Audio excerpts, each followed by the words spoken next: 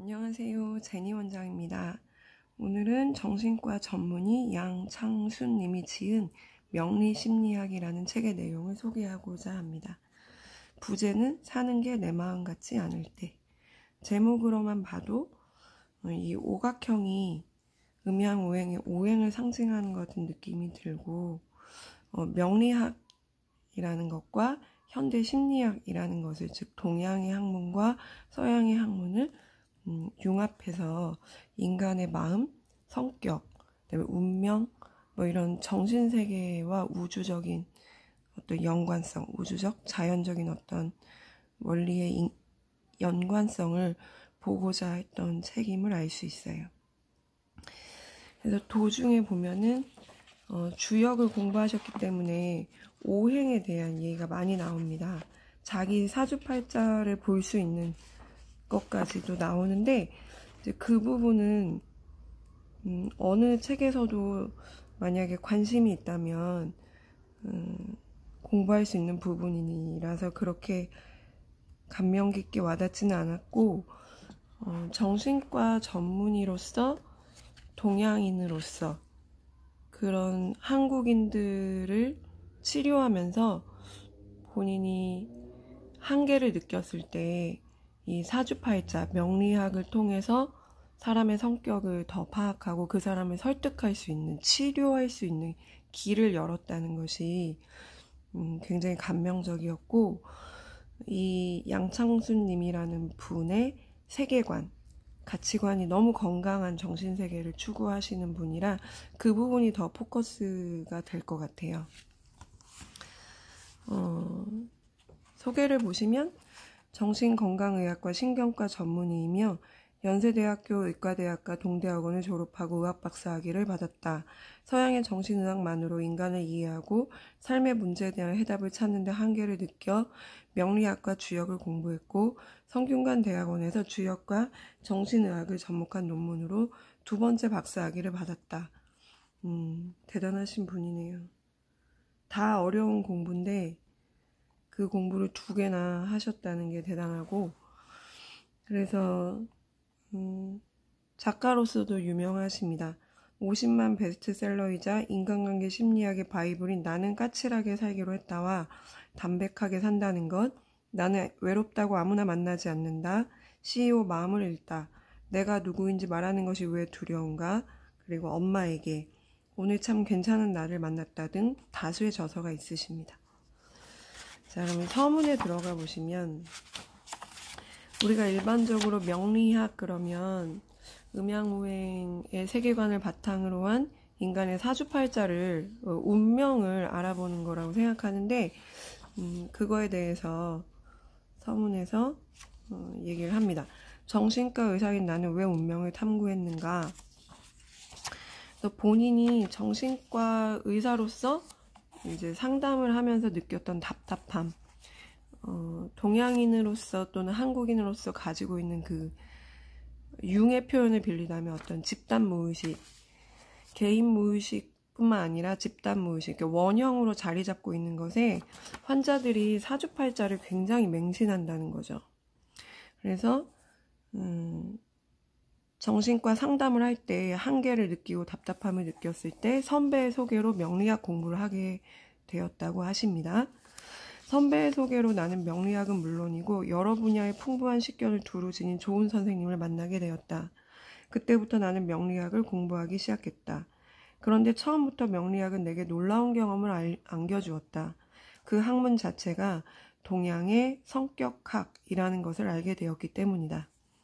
우리는 명리학이 운명에 대한 이라고 생각하는데, 이 작가분은 명리학은 동양의 성격학이다 라고 말씀하시네요. 저 옛날 그리스의 철학자가 이미 말하지 않았던가, 성격이 곧 운명이라고. 그 말을 하루에도 몇 번씩 실감하며 살아온 나로서는 더욱 명리학에 흥미를 느낄 수밖에 없었다. 서양의 정신의학에서는 의사나 심리학자와의 상담과 심리검사 등을 통해 한 개인의 성격을 알아낸다. 즉, 나의 보고에 더 많이 의존한다고 할 수 있다. 그에 비해 명리학은 인간이 자연의 일부라는 것에 그 기초를 두고 있다.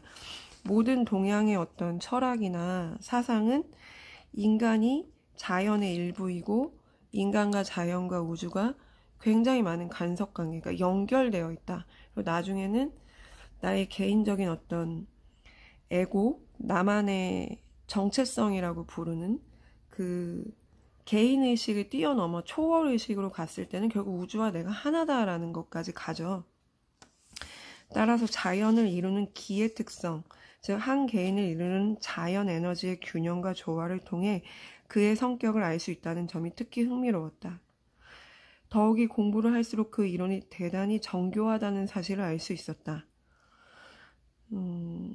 대부분 서양의 모든 학문은 좀 과학적이고 귀납적인 어떤 확실한 근거를 가지고 논리적으로 풀어낸다고 생각하고, 동양의 특히 이런 신비주의, 눈에 보이지 않는 현상에 대해서 설명한 학문에 대해서는 굉장히 연역적이며 근거가 불확실하다라고 생각해서 비과학적이라고 얘기하시는 분들이 많은데, 사례나 경험을 모으고 모아서 그것을 하나의 학문으로 말한다고 할 때 동양의 철학이나 명리학이나 요가도 마찬가지고 한의학도 마찬가지고 나중에 보면 굉장히 정교하거든요. 그러니까 겉으로 볼 때 실험에 대한 결과가 나오지 않는다고 해서 비과학적이다 라고 얘기하는 것은 좀 어폐가 있는 것 같아요. 대학원에서 이제 교수님이 한의학이나 요가가 과학적이냐 아니냐에 대해서 서양의학과 비교해서 말해보라라고 했을 때 제가 굉장히 당황한 것은, 대학원 토론임에도 불구하고 많은 저의 동기들이 서양의학은 암을 고칠 수 있지만 동양의 한의학은 암을 고칠 수 없어서 비과학적이다라고 말하는 것에 깜짝 놀랐거든요. 하물며 요가를 공부하는 학생들인데도 그렇게 판단한다는 거에 대해서, 그럴 수도 있다는 거에 대해서, 지금은 그거에 대한 시간은 아니니까 이제 깊게 얘기하지 않고 넘어가지만, 그렇게 치면 서양의 정신의학도 우울증 100%못 고치거든요. 그러면 서양의학도 비과학적이라고 말할 수 있나요? 그런 가치관으로 과학이다 비과학이다 라고 얘기할 것이 아니라, 우선은 한의학이나 요가가 과학적이냐 과학이냐라고 만약에 논제가 던져졌다면 과학의 범주를 어디까지, 과학을 어디까지 정의할 것인가부터 시작을 하고, 그것에 맞춰서 동양의 어떤 한의학이나 요가와 같은 어떤 신비주의적으로 보이는, 겉으로 신비주의적이지 않습니다. 것과 서양의 의학을 비교했어야 되지 않나라는 생각을 합니다. 그래서 이분은 서양의학을 전공하신 분인데도 그 명리학에 대한 자신이 갖고 있던 편견이 완전히 깨졌다. 굉장히 정교하고 과학적이다라고 말씀하시는 거죠. 그러던 중 또다시 지인의 권유로 대학원에서 주역을 공부할 기회가 생겼다. 그리고 다시 한번 놀라운 경험을 했다. 중국의 고전인 주역이라면 무조건 어려운 학문으로만 생각했는데 알고 보니 동양의 리더십에 관한 학문이기도 하다는 사실을 알게 된 것이다. 더불어 주역은 우리 삶에서 일어나는 온갖 문제에 대처하는 해법과 지혜가 가득한 학문이라는 점도 깨달았다. 그 덕분에 주역을 공부하는 시간은 내게 너무도 흥미로운 경험으로 가득했다. 그래서 주역의 리더십과 정신의학을 접목한 논문을 쓰셨대요. 그래서 쭉 내려와서 우리가 직면한 상황에서 선택할 수 있는 것은 그것을 받아들이는 나의 태도뿐이다. 그는 그것을 자유의지라고 했는데 거기까지 가기가 정말 쉽지 않다. 이 문장이 너무 좋아서, 우리가 직면한 상황에서 선택할 수 있는 것은 그것을 받아들이는 나의 태도뿐이다. 그러면 그 상황에 포기하고 뭔가 체념하고 내려놓은 그런 것이 아니라, 그냥 수동적인 수용이 아니라 이게 엄청난 자유의지라고 표현합니다. 누구나 지금 내가 얼마나 힘든지, 내 주위에 있는 사람들이 나를 얼마나 힘들게 하는지, 그리고 노력해도 왜 이렇게 힘들게 살아야 하는지 등에 대한 원망과 분노의 감정이 훨씬 더 앞서기 때문이다. 따라서 정신과 의사는 그러한 감정들을 어떻게 다루어 나가야 할지 먼저 계획을 세워야 한다. 그 과정에서 중요한 것 중 하나는 내담자의 정신적 역량이다. 그 환자의 정신적인 어떤 힘, 건강함, 그것이 굉장히 중요하다라고 말씀하십니다. 신체적 운동을 할 때도 트레이너가 일단 상대의 신체적인 건강, 근력, 인내심의 정도를 알아야 계획을 세울 수 있는 것처럼 말이다. 그런데 나의 임상 경험에 따르면 명리학적으로 그 사람의 전반적인 심리적 건강과 특성을 알면 상당 계획을 세우기가 좀 더 수월했다.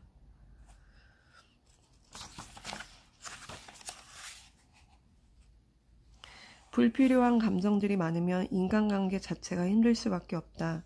그러한 감정들을 정리할 수만 있다면 쓸데없는 문제로 집착하거나 괴로워하지 않고 어느 정도 거리를 두는 일이 가능해진다. 객과나 관조라고 말하는 것이죠.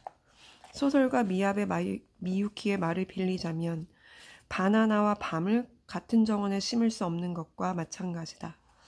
이 문장도 되게 와닿았는데 자신이 인간관계에서 서툴거나 아니면 저 사람이 나를 좋아하지 않아서 내가 저 사람 마음에 들지 못해서 우리가 함께하지 못한다라는 죄책감을 많이 가질 수 있는데 그게 단지 명리학적으로 해석하면 그냥 나랑 기가 안 맞아서 저 사람의 기와 내 기가 안 맞아서라고 이해할 수 있다는 거예요. 그러면 불필요한 감정에 쌓일 필요가 없다는 거죠.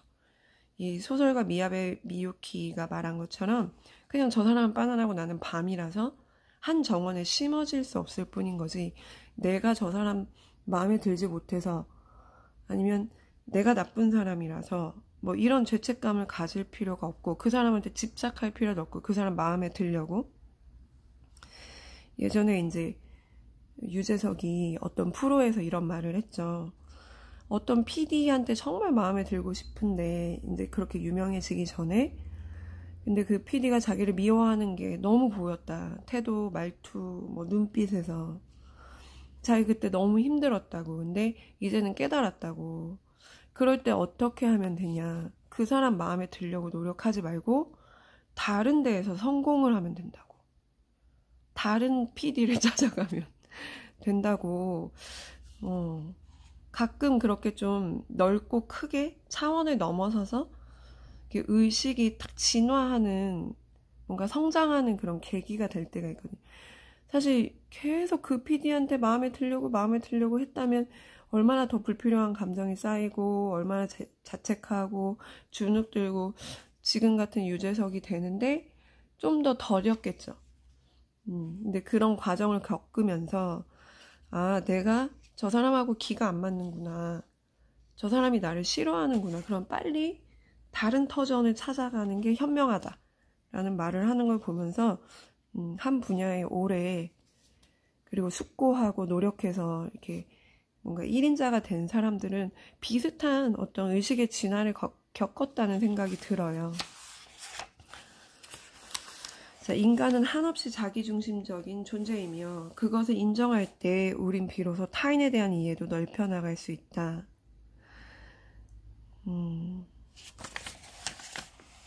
물론 정신의학이나 명리학이나 인간을 탐구하는 학문이기에 나로서는 알아갈수록 더 어렵기만 한 것이 사실이다. 그 과정에서 좌절감을 느낄 때도 많다. 굉장히 겸손하시네요. 그때마다 소크라테스의 나는 아무것도 모른다는 것을 안다라는 말이나 노자의 안다는 것은 모른다는 것이다 라는 말을 떠올린다. 또한 장자 양생주편에 나오는 우리의 생명에는 한계가 있지만 지식에는 끝이 없다. 끝이 있는 것을 가지고 끝이 없는 것을 추구하면 위태로울 뿐이다. 라는 말을 되새겨보기도 한다. 결국 안다는 것은 내가 얼마나 모르는 게 많은지를 비로소 이해해가는 과정이라는 생각이 들기 때문이다. 그런 의미에서도 이번 책을 쓰면서 여러 가지로 생각이 많았다. 그 과정에서 한 가지 분명한 것은 내가 지금껏 살아오면서 경험한 크고 작은 이야기들을 독자들과 편안하게 나누고 싶은 마음이 가장 컸다는 사실이다. 그러니까 너무 겸손하시게도 본인이 2개 박사학위를 받았잖아요. 그러면 정말 그 분야에서 거의 15년, 길게는 20년 정도 공부하셔서 이제 얻은 경험과 지식을 아직도 모른다고 생각하고 그거를 가르치거나 이렇게 전하는 것이 아니라 그냥 아주 작은 자신의 경험의 크고 작은 이야기를 독자들이 하고 싶은 마음에 이 책을 썼다라고 말씀하십니다. 이 소크라테스의 말, 노자의 말, 장자에 나와 있는 이런 문구들을 보면서 뭐 들으시는 분들이 다 요가를 하시는 분들은 아니겠지만 요가 철학이나 인도 철학에 관심이 있으신 분들이라면 어떤 단어가 떠오르시나요?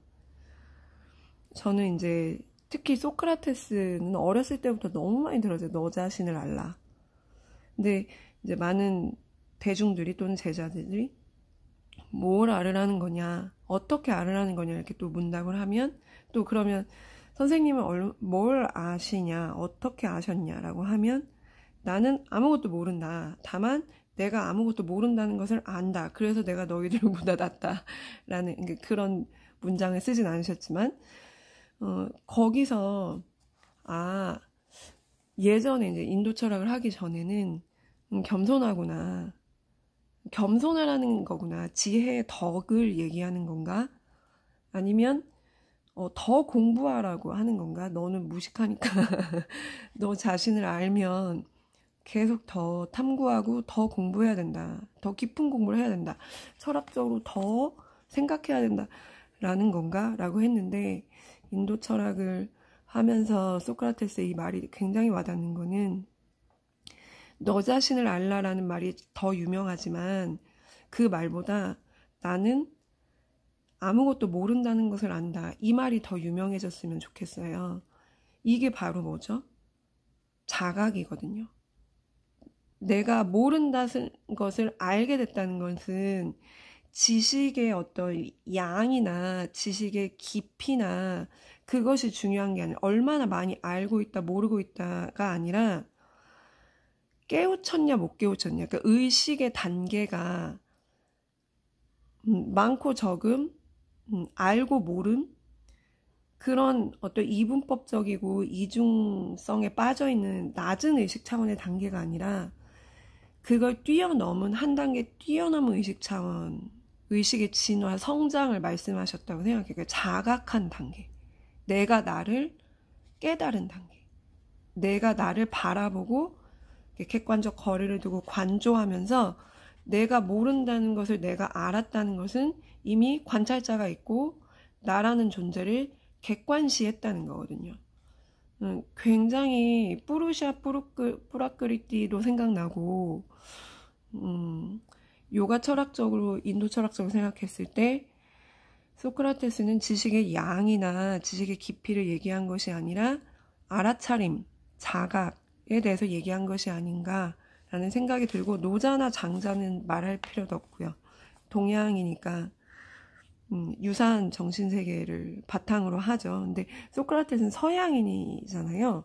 그래도 인도 철학적으로 봤을 때도 해석할 수 있는 이야기를 하고 계신다. 여기까지가 서문이고 우선은 서문에서 중요한 문장을 3개 정도 뽑았어요. 그거를 뒤에 이제 사진으로 첨부해서 필사하실 수 있게 하고 마무리하겠습니다. 다음에는 더 재밌는 내용들이 나와요. 더 깊이 있는 내용들이 다음 편에 뵙겠습니다.